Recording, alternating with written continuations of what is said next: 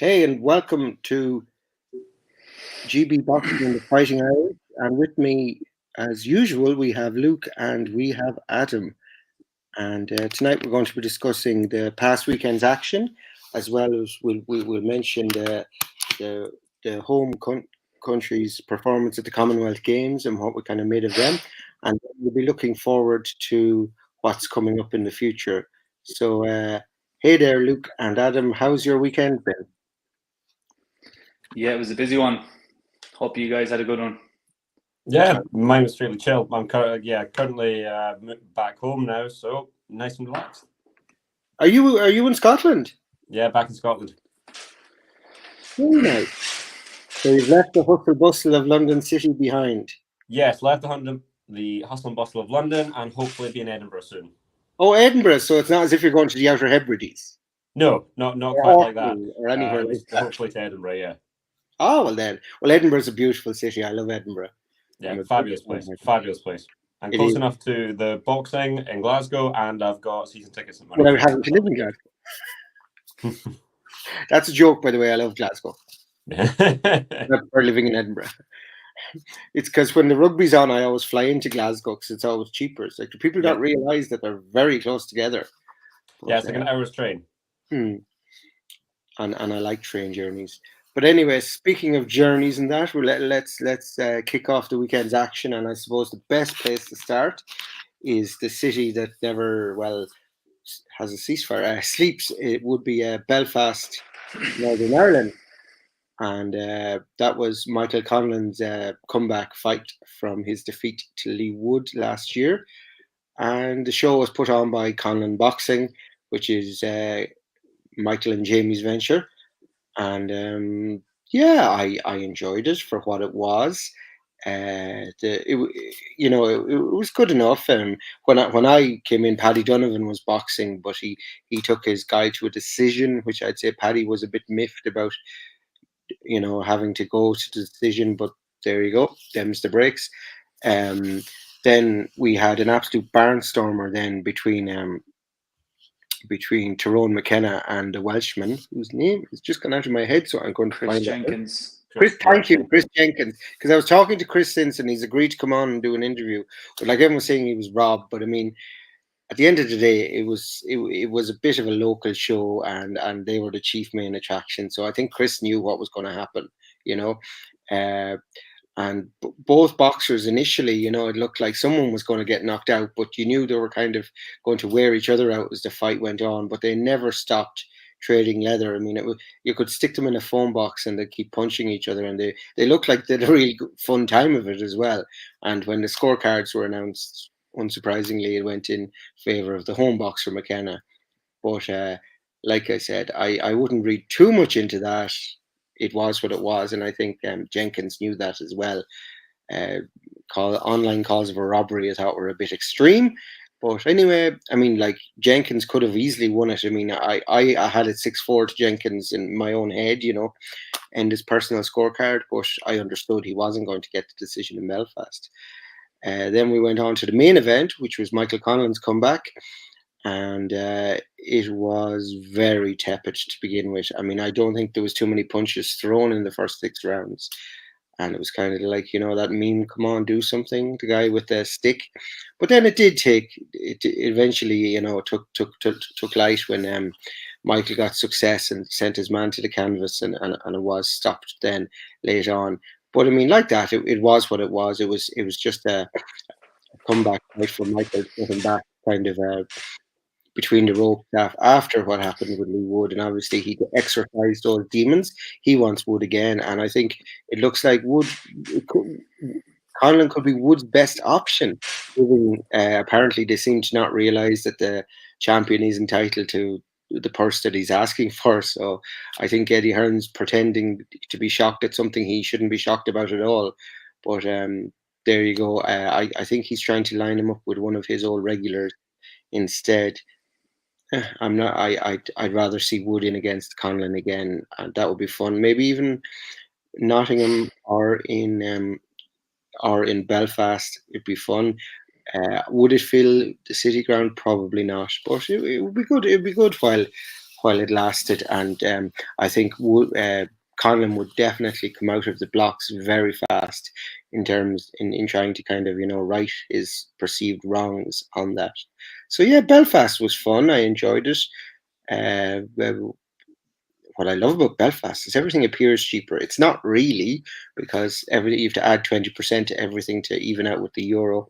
But yeah, no, great old city and great fighting city, and we saw that then in the Commonwealth Games where Northern Ireland topped the medal table with uh, 5 gold, wasn't it? 1 silver and 1 bronze. And Scotland were looking great early on, and they ended up with 3 gold, which is still super. 3 gold, wasn't it? Yeah, 3. So we had 3 golds and 2 bronze, and that's our best ever haul at the Commonwealth Games, and it's the first time we've ever finished above England, which is all the Scotland team will give a rat's arse about.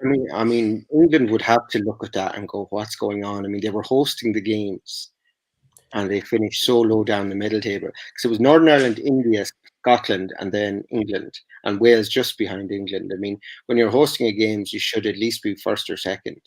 Yeah, especially in the things like the Commonwealth Games, where people like say Cuba or like any of the Uzbekistans or even the Americans just aren't there. Yeah, but then again, I mean, we were told that the current crop of English boxers aren't what the 2020 crowd were, and that seems to be true. But maybe if I imagine some of those fighters will turn over the gold medalists, but if they don't, they should surely be in contention for an Olympic place a chance at fighting for an Olympic place, obviously, making the GB squad and being selected to fight for the box office for Paris 2024. The boxer of the tournament for me was the Scot. He didn't have a great final, I heard. Now I didn't see it, but he was wonderful. Rhys Lynch. Yes. I saw it. I finished watching it. It was one of those ones where I think the amateur scoring system is the result of this. So I thought Rhys won the first round fairly comfortably. And the second one was a bit more competitive. The guy he was fighting, I think it was like Colin or something like that, would catch him with hooks.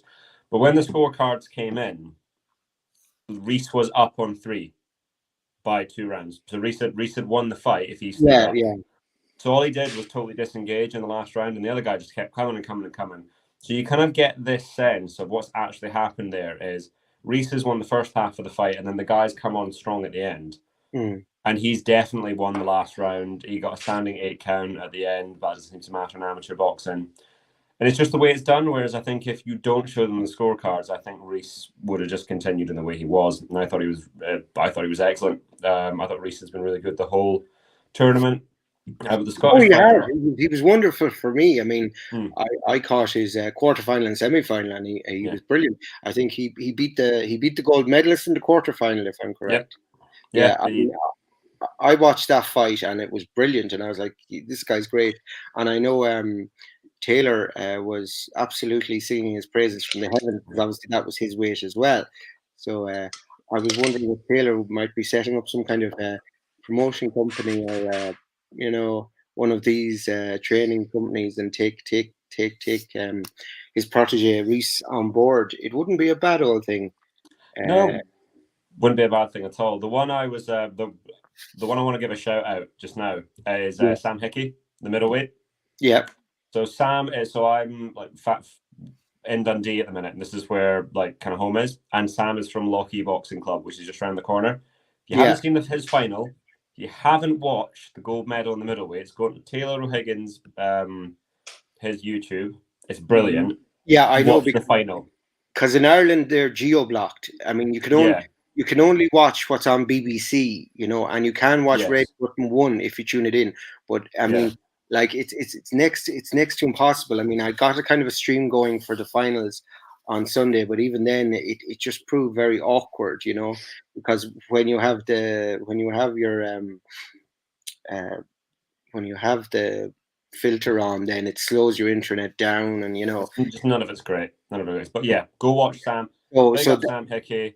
Big up everything. It was brilliant. The fight was phenomenal. Sam was brilliant the whole tournament, and to top it off, he knocked out I think it was Lewis Richardson who had beat him in I think it was the Euros earlier on, and he knocked The him out in Englishman, the semi-finals. yeah. It was brilliant. Sam was fantastic. So Sam Yeah, I was actually brilliant. saw that and I followed him on Twitter there, and no, that looked pretty good. So Sam's definitely one I'm going to try and catch. Did you catch any of the Commonwealth Games, Luke? I made a point of watching all the Northern Ireland fights. So to cheer on my fellow countrymen and women. And Absolutely, to be honest, my boxer of the tournament, because by proxy I just seen a good load of other fights as well, and backtrack on Scotland and England and all that. But I thought Aidan Walsh was fantastic. Oh, Aidan Walsh was fantastic, but I suppose there was barely a glove laid on him. But I suppose it's his style, it's how he fights, and how Reese kind of conquered, the champions, and I think that was the story of it. No, I just feel like Aidan boxed to the best of his ability and never let anyone take him off his game.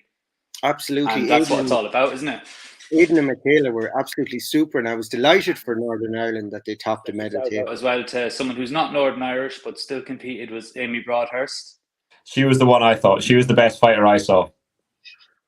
Next thing you'll be telling them that Clonus County Monaghan isn't in Northern Ireland, and Barry McGuigan shouldn't have been competing. Amy is a phenomenal talent, and I think she's going to be one of the biggest stars of Irish boxing. I was over in Islington Boxing Club sparring there a few months ago, and she trained over there when she was living in London. They have a painting of her on the wall. They absolutely love her over there, and now she's world champion and Commonwealth champion within the space of 6 months. Yeah, she's amazing. Best fighter, actually.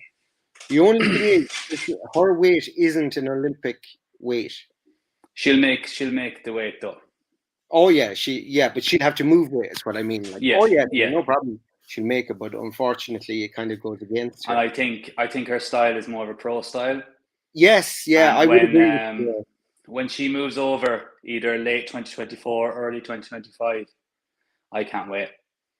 She's the best fighter. She's a star in the making. Yeah, she was definitely the number one women's boxer, of the tournament. I completely agree with you there. But no, it was great. I mean, and the one thing I do love about Commonwealth Games or the Olympic Games or any games like that, I suppose, is I just turn on the boxing. I don't particularly care for track and field. They can run around with all the steroids they want. I don't want to bloody see it. The 100 meters is great because it's 10 seconds of, whoa, there you go, you're the fastest. I mean, the medal will be taken off you in 10 years' time when they discover all the crap you were on. But hey, for now, we'll enjoy it. But anyway, that's enough of discussing the Commonwealth Games, and I gave my review of. Actually, did either of you guys see the Belfast card? I know it was only on Fight TV, but I caught up on it. Yeah. And what did you think of it, Luke? Not to be disrespectful towards it. It was what I said it was last week. It was one of those, like we compared it to the boxer cards. It was a big main event with a lot of gimmies on the undercard. Oh, Jesus, there was more gimmies than an Abbasan. I'm glad that Donovan got the distance. He might not be too happy about it, but it's very valuable early on in your career. Just to know you can do it under the lights, and if things aren't going to plan, you can stick with it anyways and get through it and win. I thought Jenkins did beat McKenna. Yes. I wouldn't say the word robbery because it was a close fight. I don't like the word robbery when a fight's close. Or it's never a robbery in my book. No, it's around either way, and it's a draw. Exactly. So I wouldn't scream robbery, but I thought he won it. Oh yeah, I think it was. I mean, and even ESPN Plus that covered it in the USA, Jamel Herring, they'd given it to Jenkins. So, I mean, it was their commentary. It was their commentary that I was able to watch it on. Oh, very good. Yeah, because I even think Jenkins knew himself what he was coming over for. Just. I don't know. I don't think he would have come over if that was the case. I think he came over to win and get a fair shake. And then with the main event, it was what it was. Conlon settled himself in well. Switching stance, getting his range and everything. And then once he felt comfortable that Mariaga had nothing for him, he started letting his hands go. Yeah, but it took him a long time to let his hands go. It was difficult to watch in the stadium for the first 5 rounds. Yeah, I can imagine so, and I know the atmosphere was getting a bit, kind of like, oh, come on, get something going. Yeah. But once he did let his hands go, he was phenomenal as usual. And Well, I think I know phenomenal. I would call phenomenal a bit of a push on that. He was okay. I mean, he was punch perfect. He did exactly what he wanted to do. Yeah, but I think with Wood, I think if I'm hearing correctly, he wants Lara, which no, a fan, give me that all day long. Was it not Hearn that was lining up Lara for him, I thought?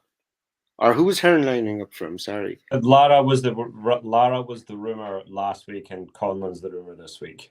Yeah. Right. Just because it's one of those ones where flying from Team Hearn then. Don't rule out Martinez, by the way. That's who I was talking about. Martinez was, I think, the one that Hearn was lining up.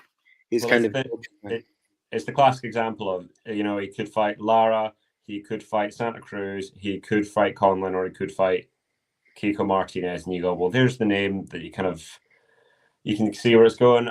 Lara fight looks really good. Wouldn't say not the Conlon rematch because it's been brilliant. Santa Cruz, I think it's one of those ones where I think they have been done dirty because what do you expect? The WBA effectively worked for Al Heyman, as all the boxing scene stuff will show you. I think as the regular champion, he is entitled to, and the fact this fight's been mandated, he is entitled to a little bit more than the split, and the split he's got is the voluntary defense split. Yeah. And that's the way the splits have worked, at least to my understanding. And I think at that stage, he's not taking that fight because he's not going to. They're going to do whatever they do to manipulate the purse bids. They'll end up over there, and he's got no chance of getting that. That fight doesn't happen. There's no chance Lee would fight Santa Cruz. So it's just. I don't think Santa Cruz is going to make that weight. No, I don't think so either. He hasn't been there in so long. And didn't the WBA said if Cruz relinquishes the title, Wood must fight for it. He won't be given it. I don't understand what that is, because then if he relinquishes the title, there's no other title, so by de facto his title would be the only title available. And yes, they would say, you'd have to fight to be elevated super champion, but it makes fuck all difference because his is the only title. Well, it's like in the first place with Zhu Kan, he was the consensus world champion. No one was talking about Cruz. Nobody. But whenever someone mentioned Zhu Kan, no one said, "Oh, but Leo Santa Cruz." Nobody. No. But now that Lee Wood has it, that this is they're chirping up. It makes no sense. I think it's only because we're more aware of Lee Wood and we hear more about it. I mean, perhaps in other as boxing fans, like Zhu Kan was like a great fighter. Yeah. Oh yeah, but I mean, I think 1,372 punches in a fight, like but I think never once heard of before. I think the consensus is that most people would recognize Lee Wood as the de facto champion of the WBA. However, Leo Santa Cruz is, and that's what's written in the record books, and that's what will stand on the annals of time. But I think it's one of those ones where the WBA have created this whole mess for themselves, and we're not even going to get into the lightweight situation, but every now and again, it works out in their favor. The fact that they've had this belt while Santa Cruz has done fuck all with it for 3 years has been a blessing in disguise, because we've now got effectively a featherweight lineage on the WBA side that runs through, which is fine, and they're the fights of interest it is. You can't, as the champion, disappear for however long it's been since he had won a good fight, and then obviously just a fight in general, and he hasn't made the weight in ages. It's a bit like, Keith Thurman had the welterweight title for forever, and he never did anything. Guy Russell Jr. had the featherweight title for forever, never did anything. If you don't fight, ultimately you cease to become irrelevant, like irrespective of whether you're holding a belt hostage or not. Yeah. Well, I mean, I think like professional boxing is a job, right? We can all agree on that. Yeah. If you didn't show up for work for X amount of time, you'd either be fined or you'd lose your job. Yeah. Right. So if you're not showing up for work, which your job is to defend that belt, why aren't you being fined or why aren't you being stripped? because you're the It's simple boss of as that. Golden Boy, and he's perfectly happy to throw sugar at you. Yeah, it's all money, isn't it? And I mean, like you know as well as I do, Luke, that happens in the real world as well. You know, there's the favorites and there's the others that seem to Oh, have. it does, but not for 2-3 years. You'd be It's just surprised. ridiculous. And how is Cruz making the WBA money while he's sat on his arse? Is he still paying sanctioning fees while he's off? I doubt it. Maybe he's retired like a certain other boxer and then comes back every 10 minutes. Oh, good lord. If I see that video on my Twitter feed one more time, I'm going to throw my Twitter. That's the thing is though, the first 2 fights were so close. We need the third one to let us know who's better. Do you know? We all know the only reason he retires anyway. 4 letters. That's the retired boxer. USYK. That's why. USYK. Those are the 4 letters. Why? No, it's not. It's to do with Usyk. It's testing.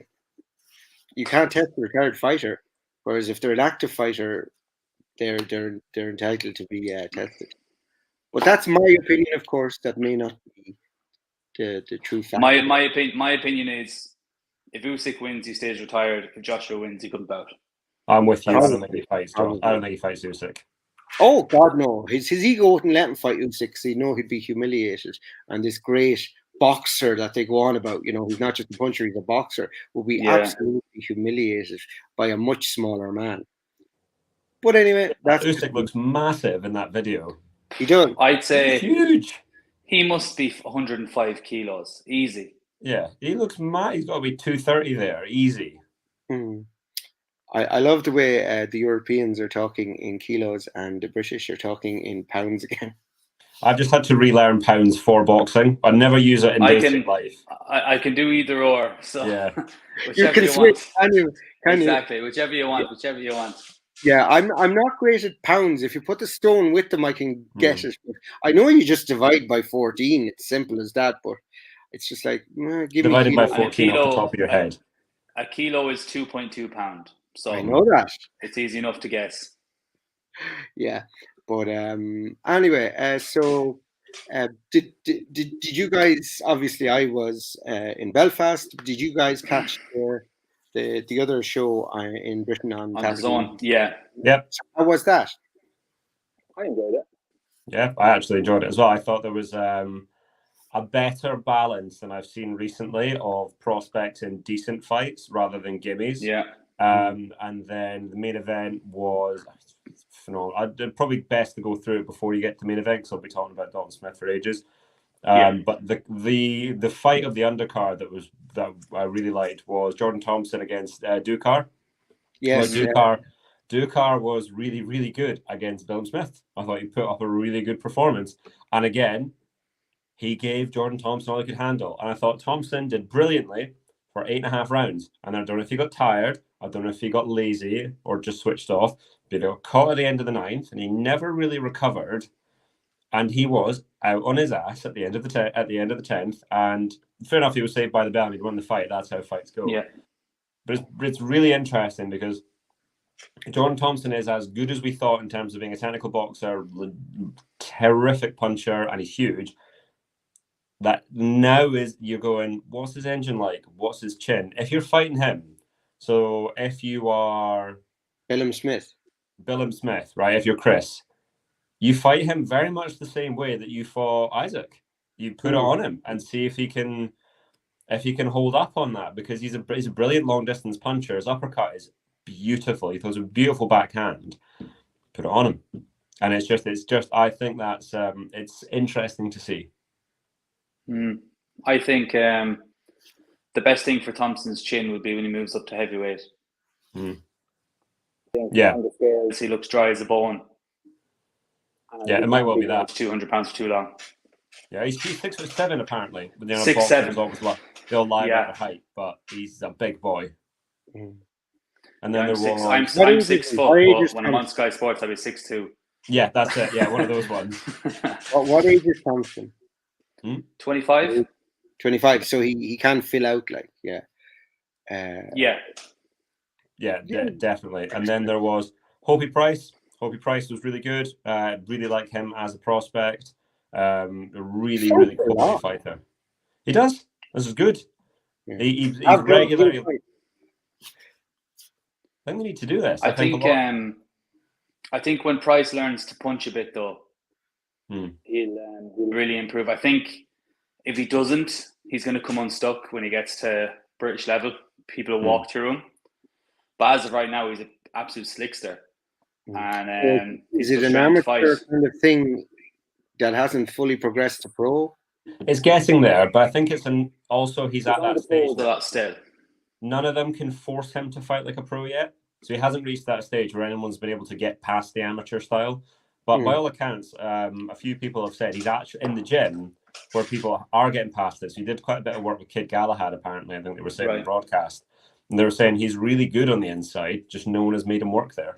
So I think if he just needs to progress that in the ring, I've got a lot of time for Opie Price. I think he's really good. Yeah, no, I do too. I've liked what I've seen so far, and like you guys were saying, what I saw him still very much an amateur style, and you know, is that why he's fighting so much? Because they're trying to get him. You know, activity is everything, especially early on. Oh yeah, he's so young. And he's so young. Speaking of activity, it was great to see Johnny Fisher out again. Yeah, because he'd been out for a while with a hand injury. Yeah, and for the first time, I've seen him be spiteful. That was the first time I've seen him be mean. Because usually, you know, like outside the ring, he's really nice and he's just sad. Oh yeah, he's a big cuddly bear. I kind of feel like in his last fight, he was almost being a bit sound to his opponents. But on Saturday, I've seen him punch through the target. Good. And it was really nice to see that because obviously Tibbs has been drilling it into him. You know what Tibbs is like. Yeah. And I could see it coming through there with Johnny, and I wish him all the best. I don't know how far. That's my good friend Tibbs, by the way. Exactly, you know? Yeah. But I don't name drop like some people. The best bit I thought that I saw from Fisher was the other guy actually came out and came at him. Yeah. And he didn't panic. And sometimes you find guys who've not got that much kind of experience. Like, you know, he's not been in the amateur. He didn't panic. He didn't freeze. He moved. He kept it long. And that's how he knocked him out because the guy was coming to him. He walked him onto a right hand behind the jab. I thought it was really encouraging. The guy should have gotten nowhere near him, and he didn't. And that's because no offense to Johnny Fisher. At the start, I saw him as just a replacement for his name. Dave Allen. I assume what you're meaning. Sorry, I assume you mean Dave Allen. Dave Allen, yeah. I just thought he was the next Dave Allen, you know, popular figure, la la la. And I knew he'd be popular. I said, this guy is going to have a crowd because Joel had him on the show so early. And by the way, Joel did a live watch along. Yeah, that's right. That was great to see. And big up, Joel, and you're totally welcome on this channel anytime. And I hope to be back doing live watch doing well with Joel again. Hopefully when I'm not in a different boxing arena. But I'd say now there's 1 in 2 weeks that I'll definitely want a seat on that sofa for. Although perhaps maybe I would be shouting for the wrong person. But yeah, with Fisher as well, it was great to see technical improvements. Like Adam said, he was actually able to go on the back foot successfully. Instead of stepping 2 steps back, being on the ropes and thinking, where do I go from here? And even, not in his last fight, but the last before, he was throwing right hands like a cricket player bowling. He was not throwing the right hand straight at all. And Saturday night, he was throwing them straight down the pipe. Yeah. And that's where the power comes from. Same with the uppercut as well. It wasn't like a massive thing where he's winding it up and, you know, we could see it from back home. It was really nice and short. But you can see what Mark Tibbs does really well is exactly that. He's just he's a quality coach who's like, right, if you do these well, if you punch straight, if you punch hard, if you're relaxed, like, again, like you said, with the guy coming straight at him, what you don't want to do is take 2-3 steps back in a straight line with your head up so he can hit you and then walk you into the corner. He took 1 step back, was able to throw it, and then stepped round. And you just keep doing that all night with people like that, and then he's absolutely fine. And it's encouraging to see. You don't see that with a lot of prospects. The only gripe I had was he was moving the same way. But he's very novice.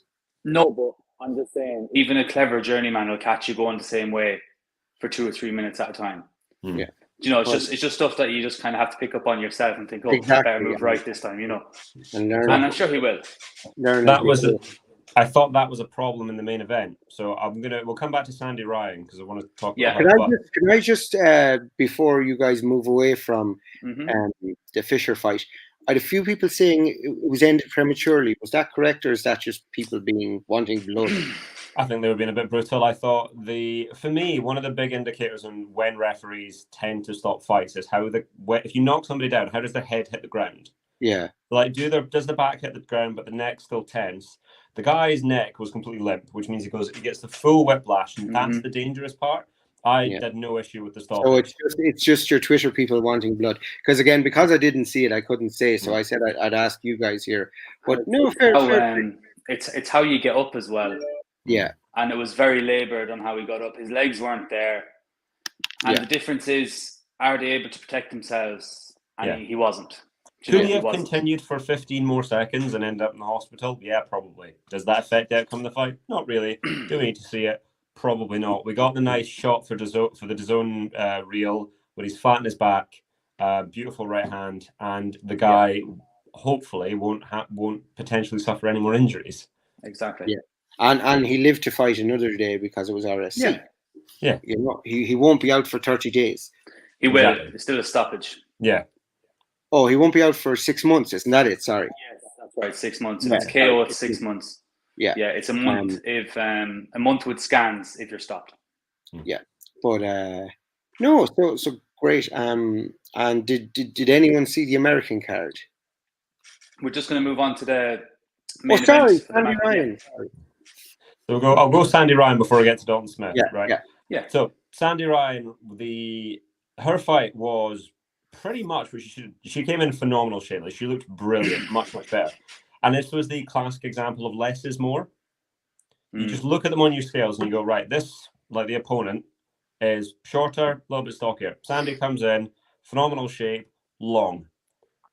Every single time, Sandy moved her feet and threw straight punches. And right hand. You're boring him, Adam. Yeah, I know. I'm waffling on for too long. She was brilliant. The less she did, the more comfortable she won those rounds.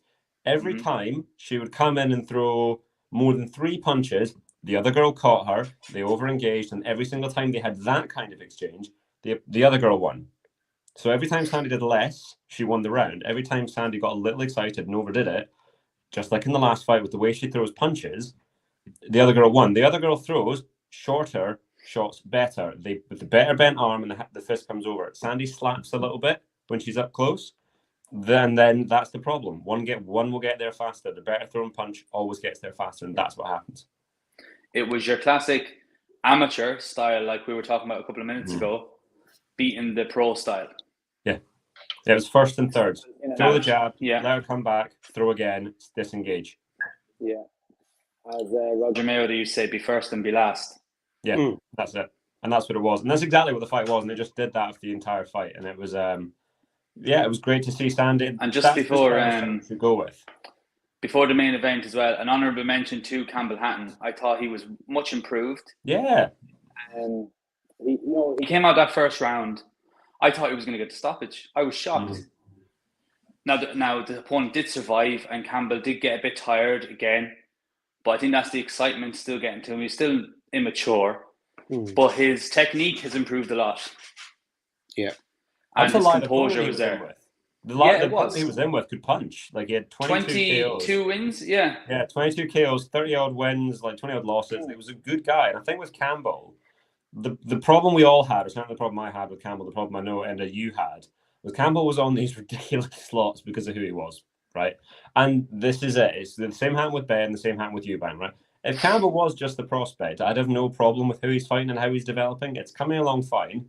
And like you said, like, the body works nice. He still smothers his right hand a little bit, but it's all coming along. You can see it. Give the kid 5 years. Exactly. Like I said, I mean, and he had little or no amateur experience, you know, and obviously Hearn signed him because of his name, but he was putting him up as co-main and third feature, and it was just wrong. It was wrong for Hatton, and it was wrong for everyone except for obviously Eddie Hearn, you know. But I think that when he saw the backlash from the people, he said, no, I think let's give Campbell a fair shake here, and let's move him down the card a bit, or I mean, he said he'd bring him to Spain. He only sent him to Spain for one fight. But I did actually watch that fight in Spain, and he did reasonably okay. Now, I still think he owes the Spaniard, who did effectively beat him but lost on points, a rematch. And I'd like to see a rematch happen. A sense of natural justice, you know. But I mean, Campbell it's shades of Conor Benn, isn't it, with Payneard? Mm. You know, like he definitely lost that fight against Payneard, you know. And people were baying for Ben's blood after that, but because Ben is doing so well now, that's a million years ago for everyone else, you know. So could it be the same for Campbell Hatton? I don't think he'll get to that level, but however he does, you know, people won't be thinking of that. Yeah, I don't know if Campbell's got the same athletic potential that Conor did. Conor is like an athletic freak. I don't know if Campbell's that, but it's just let the kid develop, let it go along. I think with Campbell, he had so much hype coming over because of who Ricky was, that the ratings dictate ultimately. Bums and seats and viewers dictate where you go on the card. So Campbell's higher up. As everybody watched Campbell, the novelty waned, and now he's just going about developing an early pro career, which means that he just gets to go down the card and go a little bit more unnoticed. He was still Campbell, if you're watching, stop looking for that left hook to the body and just box, because you're better when you're boxing. Yes. And I know Campbell and his uncle Matthew and his dad are big fans of the show. So listen to Luke Campbell. Yeah, I actually listen to Luke Campbell. Don't listen to me. Listen to Luke Campbell. Olympic gold medalist, you know, and he's been in with the biggest names in boxing. I loved Luke. He's such a sound guy. I met him a couple of times. I bet he's lovely. He's such a good guy, and he's a guy huge, by the way. He's so tall. He is. He'd got his gold, or he did get gold. He would have gotten his world title, you know. He's the best boxer of the last 20 years to not win one. Will Luke be back? I totally agree with that. Luke's the best fighter I've seen that has never won a world title. Luke was brilliant. Because they were actually asking that question, and I said, well, actually, currently, you know, of recent times, it has to be Luke Campbell, you know. I think so. I think so. He's so unfortunate because I think early on in his career, I think he was kind of caught in two minds as to what he wanted to do, and he went out to America. It didn't necessarily work for him. And then when he did get everything together under Shane, he just walked into the best lightweight division since, you know, we had Mosley and De La Hoya and everyone back then. Like the lightweights now are phenomenal, and I think Luke was just super unlucky. I thought he was, for 7 seconds, he knocked out Ryan Garcia there, and Ryan getting back up was just brilliant. And I just think it was too many amateur fights. But big up Luke Campbell. I love him. Yeah, and he did have a personal tragedy as well that kind of siphoned off the Linares fight. Am I correct? Yeah. But I mean, even in the Olympics in 2012, Luke Campbell was my boxer of that tournament. You know. Well, I was very upset with Luke Campbell for beating John Joe Nevin. But I mean, he beat John Joe Nevin. But John was unbelievable. With silver, but like he acknowledged that he was beaten. It's not like some of the other. Yeah. But Luke was a brilliant amateur boxer. I mean, that's. But John Joe had the win of the tournament because he beat the Cuban in the semi-final, the gold medalist, and then he was hot on Luke Campbell's heels, and Campbell was just a better man on the day. But but he's so slick, you know. But John Joe was great too, and unfortunately, his pro career kind of looks. Yeah, but speaking of slick, Dalton Smith. Oh, he was brilliant. He was brilliant. So very quickly going back to this, to the point we made earlier on, we were talking about tracking to one side. Yeah. Very quickly noticed that for a southpaw, I think it was Mason, can't go to his right very well. He was fine coming round. He was fine coming round into the right hand. But the reason he could just keep throwing that right hand is he couldn't go, Mason couldn't go to his right. So so all Dalton had to do was wait, keep angling him across. But he set that up so much. But they did a slow motion replay. I think it was like of the first knockdown. And I am convinced on replay he's going for his body, despite the fact I watched it live and I know he hit him in the head. Dalton was brilliant. He's a phenomenal talent. He's one of Britain's best. Yeah. So world titles beckon for Dalton. 2 2.5 years, I think. Yeah, he needs to develop, and again, you need to do this properly. The potential there is for world titles, but that doesn't necessarily mean world titles in 12 months against Lopez. Like, you could be looking at, without sounding silly now, in 18 months, Dalton Smith versus Adrian Broner. That's the sort of level you're looking at, yeah. I think he's. But that's 18 months down the line now. That's not. I love the Canelo. I love the Canelo comparisons. That's such the style. I think he's an aggressive counterpuncher. I think he's got better feet than Canelo, though, to be honest. That's and with I don't rate Canelo's feet too highly. I think he's got very slow plodding feet. The upper body's amazing, but I think his feet could definitely do a work. But that's the one bad thing you'll hear me saying about Canelo's boxing now. But that's what cost him in the Bivol fight. That's for a conversation the other day.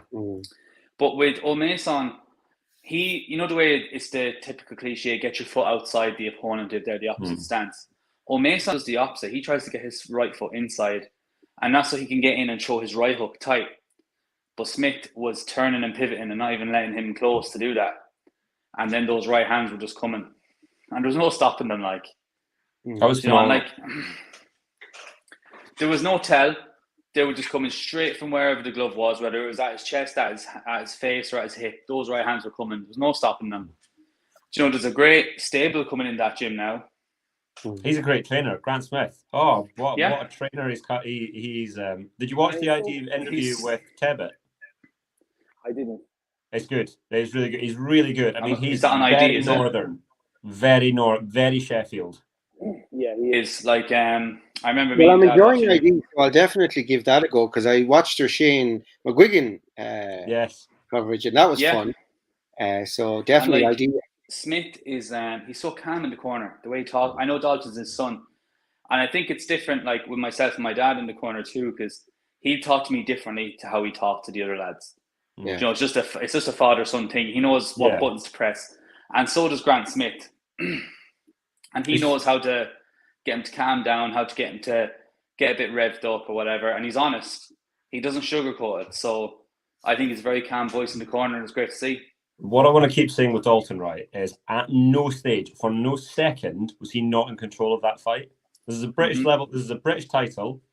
At no stage was I going, right, he just needs to bring this back under control, which is what you see a lot of the time. Dalton had he decided what he did at every stage in that fight, and the other guy had his moments. Like he threw the jab every now and again. He had a good lead hook. Dalton Smith was absolutely in control, and I think the commentary at one stage were saying that Dalton could throw more jabs and do that. Honestly, that was punch perfect. He didn't give him anything, and I think End'd probably be happy to see them throw McKenna in with Smith next now. I was going. That was exactly my next question.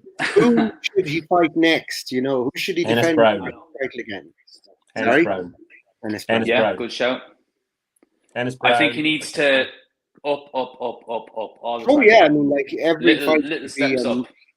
Should be a progression for him if he's aiming for higher. You know, if he wants to settle, then you can take 3 easy mandatories. They're talking about throwing him in for the European title, but I think at this stage, I don't know who he is now at this stage, at this weight now, because I don't think it's Pedraza, the guy that beat Ritson.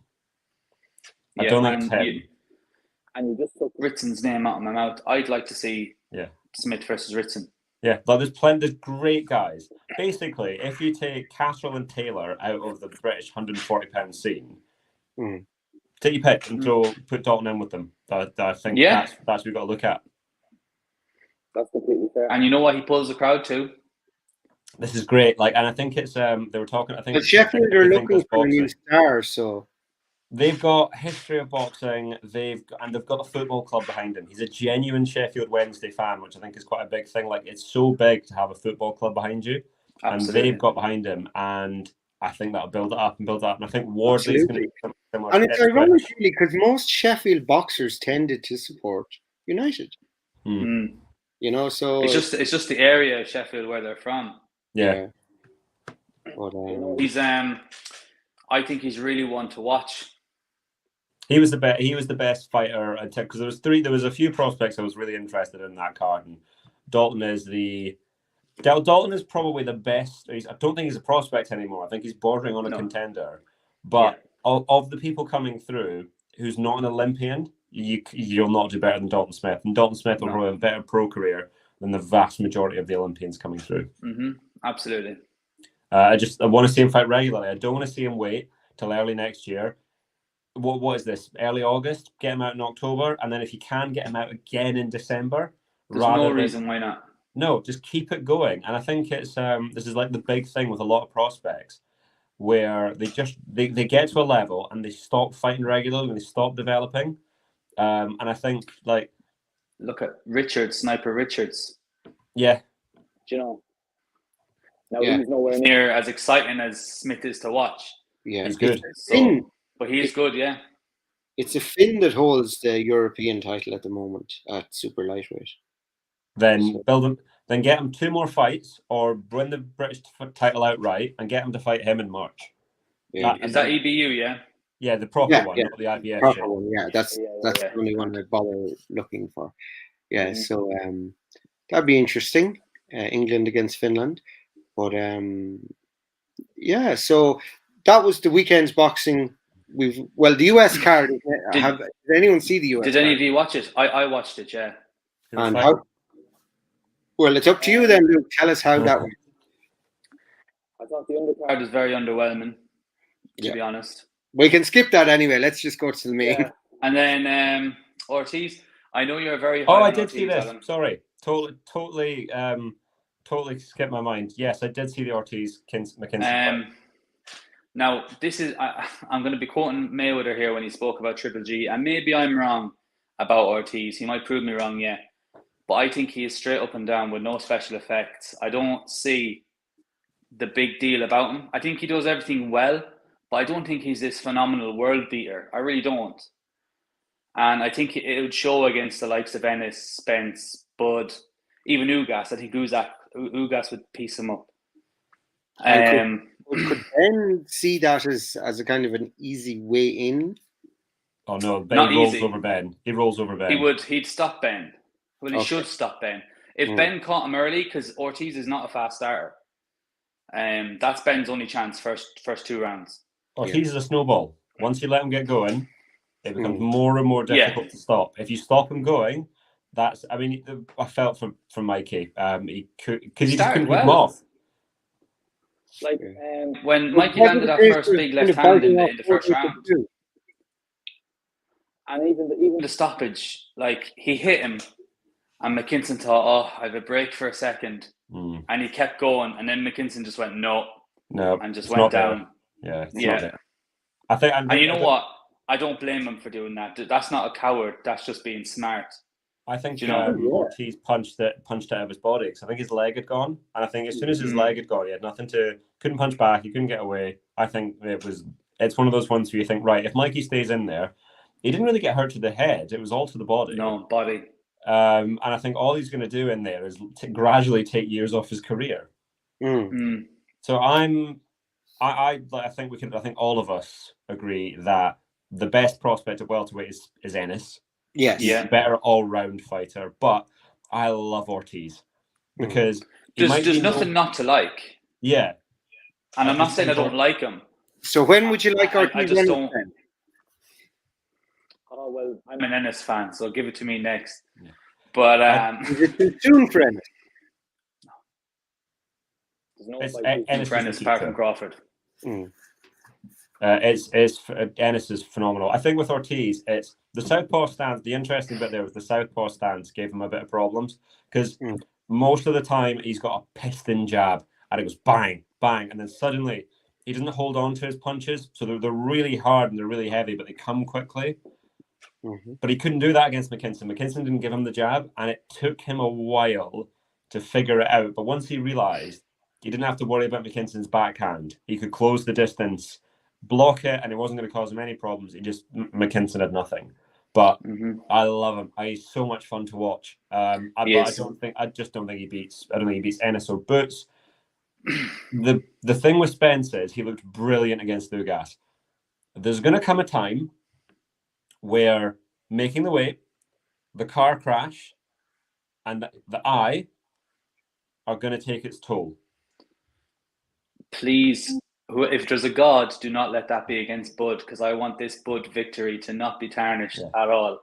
Yeah. Well, if That's Bud why it has wins, to be next. It has to be next. Yeah, but 100%. if Bud 100%. wins and Bud will win, that they're going to use that as the excuse, no matter what. Look, but the difference is, right, if they say, oh, it's because of this, that, and the other, right, we can watch this. Like, I thought Spence looked okay against Danny Garcia, and I thought he looked pretty good against Ugas. Like, I thought Ugas was a really good performance.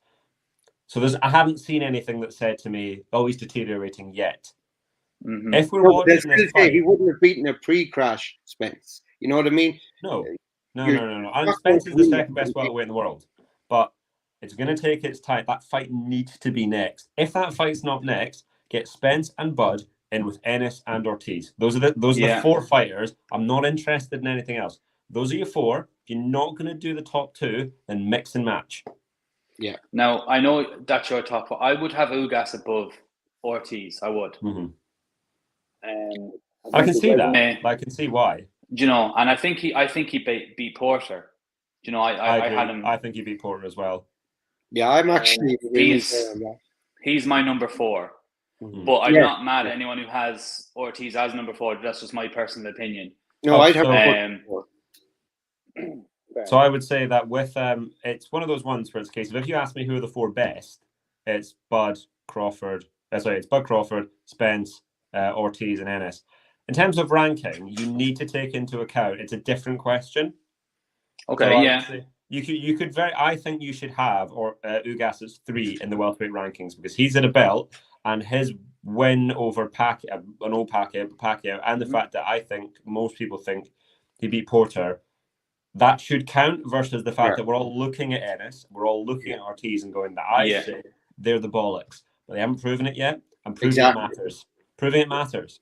So I think I think I rank my fighters how I list my fighters, if that makes sense. Yeah, okay. I will switch. Fair enough. But for me, it's the same. Like in my own head. Right. Yeah. On that, though, who was your fighter of the weekend? Pro fighter now. Ooh, I think it's still Smith for me. I thought his performance was excellent. Yeah, I'm with Smith. He was punch perfect. Okay. Punch perfect. I had no criticisms for Dalton at all. I just want to see more of him. Yeah. Excellent. So Smith fighter. Let's get Ortiz active as well, because he's not been active. His was different. He was due to fight, and he ended up with Rabdo. Yeah, but let's keep him active now. Yeah, get him out again. And again, sorry, before you move on, see with Ortiz, see with Spence, and see with Ennis. They're huge. They are massive welterweights. The more active they are, the less chance they have to go up to these silly weights that they've got to drag themselves back down. Yeah. The more active you are, the easier it is. Has anybody read, Ed, and I know you've got it, the Ring magazine on De La Hoya? Yes, I have it. I haven't opened it yet. No. I may not, because I get precious about those things. So I've read it cover to cover. Yes. Mid-90s, De La Hoya, just one of the best fighters you could imagine. Oh, absolutely. He fought regularly. This was the thing. He fought, was it 5 times in 95 or 97? Yeah. He kept fighting. That's why he was as good as he was. He kept developing. You can be good, right? You can even be great. To go to that next level up, you have to be active and develop your skills. Ray Leonard was a special fighter, but he got better after he beat Hearns, after he beat Benitez, and after he beat Duran. And he just kept getting better and better and better. Then he stopped. And that's when he peaked, and he was never quite the same. Roy Jones Jr. was the same. Yeah, active, all throughout the 90s. Yep. And then it slows down. So that's my So let's get Ortiz. Let's get Ortiz out again this year. Yeah. 100%. There's no reason he shouldn't be out in October or November. No reason why not. No, and especially considering Golden Boy have this contract with DAZN, and they've not got that many fighters on it. And I don't know when Ryan's going to... Ryan's been weirdly active. Ryan's had 2 fights this year. Let's get Ryan Garcia back out. Let's get Ryan Garcia back out. I think that rankings as well, and kind of carrying DAZN a little bit in the United States. Hopefully it grows more and more for DAZN, because they need they need the fighters. Do you know? Yeah. But anyway, But so one thing we were discussing, Enda, in regards to rankings, myself and Adam, we were talking about the British light heavyweight scene. yes, And I think we should definitely do an episode on that, because that Yeah. is absolutely. a phenomenal. Because this weekend is fairly light, and I know next week we'll probably be previewing that. But definitely we'll box off a time to that. We could even do what a a division. episode. Oh, brilliant! That's the you fun. know, Yeah, we we'll to do that. discuss that then. But let's just look forward. I know it's very light on the old schedule this weekend. It's largely United States and Las Vegas I'm looking at. You could let me know if I'm missing something, but it's the return of Teofimo Lopez. Yeah. Yes. And one of my absolute favorite, he was my prospect of the year. Is Xander Zayas is on the undercard. Okay. Yeah, he's good. Chief Main. He's the next. He's the third fight on the card. So that's something I'm looking forward to. I'm not looking forward to it so much that I'm going to watch it live, but I will of course catch it. Delayed on Sunday. So have you any thoughts on that this weekend? What does Lopez need to do? Does he just win to come back, or does he need to win well? What does he need to do really? Lopez just needs to be himself. Hmm. And I think without the extra £5 coming off, I think he's going to be a much better athlete.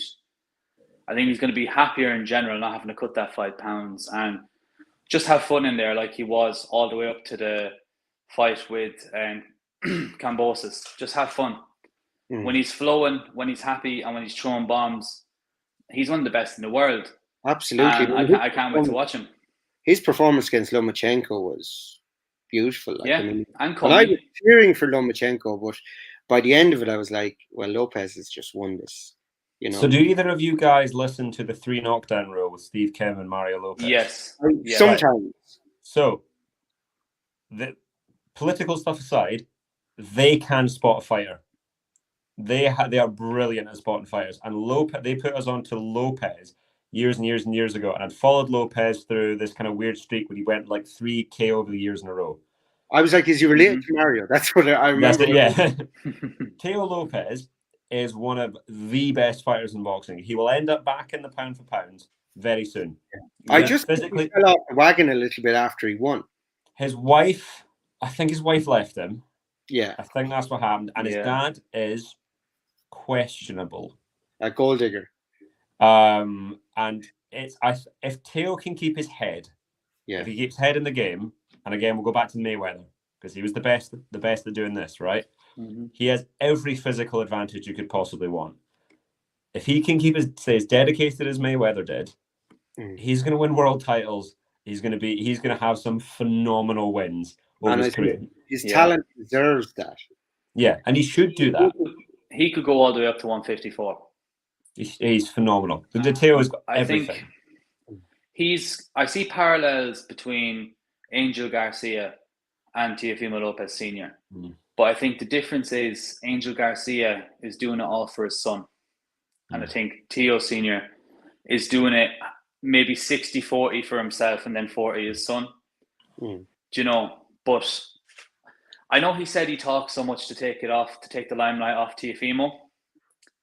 But unfortunately, in today's social media age, it's not like that. But do you believe it doesn't work like that anymore. It just builds it and builds it. But do you believe that?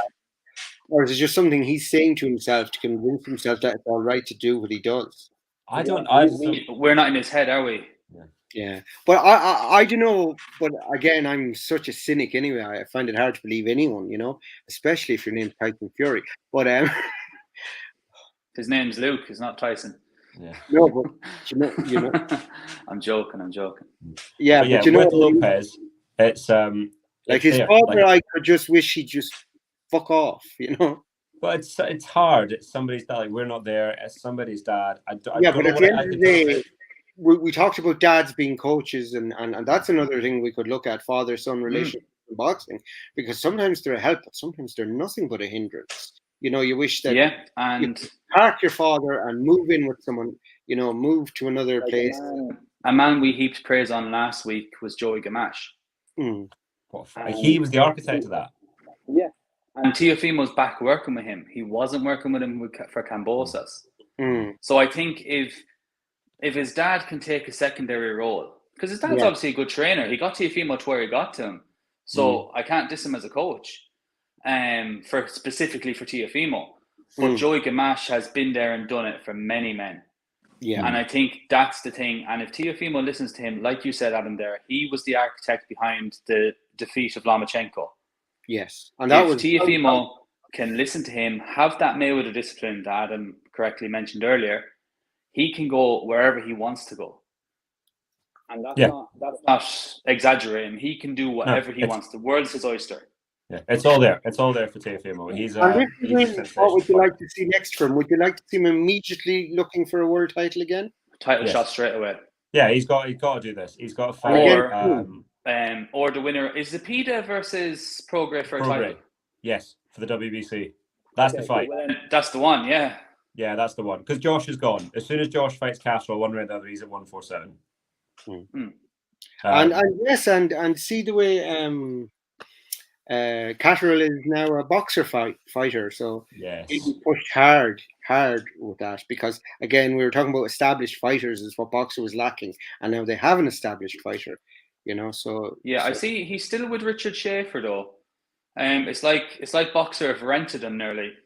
It's almost as if Sky have this thing where they can't show Probellum people because of the sanctions in the States. Yeah. But they really want this rematch. So this might be a nice way to get around it. I think so. Yeah. But look, as long as the fight happens, I'll be there live. If it's in Glasgow, I'm going. Oh, absolutely. I think I might even join you, Yeah. But I'll fly into Edinburgh and get the train to Glasgow. There you go. I don't think a boxing match would affect Ryanair pricing quite so much, though. No, not quite as much. But yeah, so Xander Zayas, we'll finish on him. Yes, he's brilliant, utterly phenomenal. He's and he has the potential to be huge because we haven't had a great Puerto Rican fighter since Cotto, and they love it. There's this lineage from Trinidad to Cotto. I know there was before. I think Wilfred Benitez was Benitez as well. Great fighters. This guy could be it. Yeah, and I've been following him for quite a while. I think was it Fight City or something he was on early on in his career, and I just caught him. I said, "This guy's really good." I'm going, and he's one he caught my eye, and so he's one I'm always looking out for. If I'm the matchmaker at Top Rank, be honest to God now, because this is a fighter I think is very underrated, is Gabe Rosado. Yeah. And I would love to see them two fight. That's a main event. You start building in, that's one. Yeah, that totally agree. I think what you have to do is you have to start looking at, depending on where people are, like who's the fighter that's going to tell me, are you legit? Like I think you're legit, but who's going to tell me you're legit? So like at heavyweight, early on in Britain, you go in with Kamil Sokolowski. Yeah. And if you're good enough, like I saw Dakers fight him in Liverpool 18 months ago, and he did it really well. David Adelaide lost to him, whether he got a decision or not. He'll tell you. I think Dukar might be that guy at cruiserweight at domestic level, but I think Rosado is world level. Are you good enough? He's gatekeeper.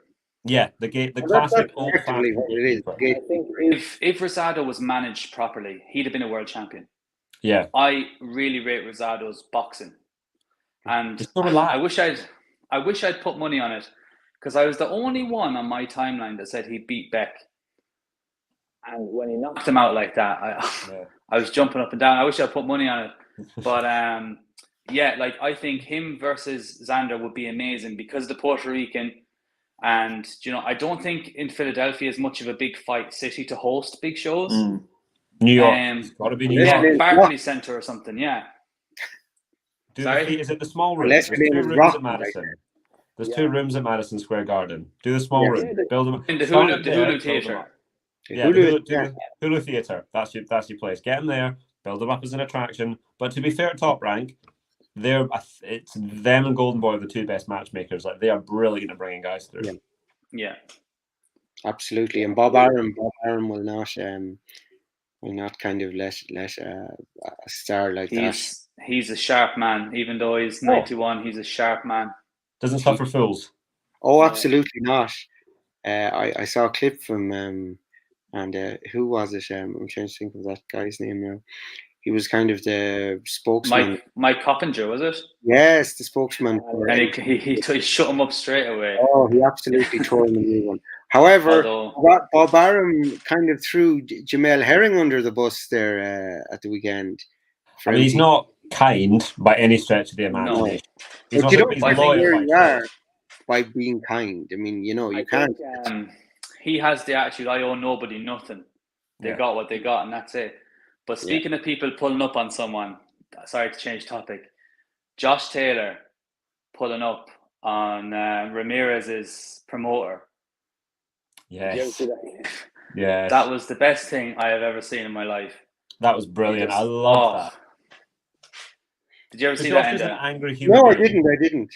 I'll send you the video because it's just fantastic. Absolutely. Well, Josh doesn't mince his words whatsoever. I know, like, as boxers, you're meant to be level-headed, but I think if you could get a rise out of Josh very easily, I'd say you could quite easily get your head kicked in by Josh. I'm nicest guy. I'm easy to anger as well, but I don't have your strength of Josh. I met him at the weigh-ins for Lomachenko Campbell, and he was so sound, but I couldn't get over the size of him. Yeah, another massive lad. Yeah, massive boy. I don't know how he. I'm not a small fella, and I was shocked at how big he is. Do you know? But so nice, so friendly. Had great time. Had a chat. We were talking about. It was before the Prograis fight, obviously. And I was like, "Oh, when's he going to sign this deal? You know, like you have to fight soon. It's the final." And he's like, "Oh, don't worry about it. Don't worry about it. I'm not worried about it. You don't worry about it." And are we happy? He was very cool. Are we happy that Prograis got a shot again? Yes. Regis is brilliant. He's a brilliant fighter. Yeah, I think just terribly managed. Yes, probably his own fault, but that's what it is. He should have had now, if he'd been managed properly, either the rematch with Josh by now, or at least another world title shot by now. Yeah, but can he make 140 again? Hasn't done it in ages. Against. I think that's the thing with the tournaments, isn't it? Because we've seen Inoue go from not even from strength to strength, really. Same with Taylor. Like Usyk's the only winner of the tournaments that has actually gone on to get better. Yeah. Well, I would say that Inoue has definitely. He's not his career hasn't though. I think that's top rank. This is the thing. Well, yeah, he was fighting regularly out there. And you could say the tournament format. If it was like an Olympic cycle, if there was a tournament every 4 years in the pro game. But you need an awful lot of money to run a tournament like that. Oh, I know. I don't know where they got the money from, and I'm not pointing fingers, but I'm keeping my mouth shut on that one. Right, shall we call it a day then? I think we should. On that bombshell. That's this weekend, and then the following weekend we're obviously going to be previewing the fight of the year so far. There's a lot of fights to look forward to now after next weekend. Yes, absolutely. It's going to kick into gear. It's a great schedule. Yeah, absolutely. So cheers, guys. The light heavyweight scene, we'll definitely have to discuss. Oh yeah, and we are going to do a special on the light heavyweights. And we'll let you know when that is, and so we want all your input before, after, and during on that. So obviously, if you're watching this on YouTube later, leave your comments or whatever, and let us know what you think should happen, or if there's something else you'd like the lads to cover, other than the light heavyweights, which we are covering. Let us know in the comments, and we'll take it from there. So on that note, thank you and good night. Ihoa, Slán Abhaile. Cheers, boys. Have a good one.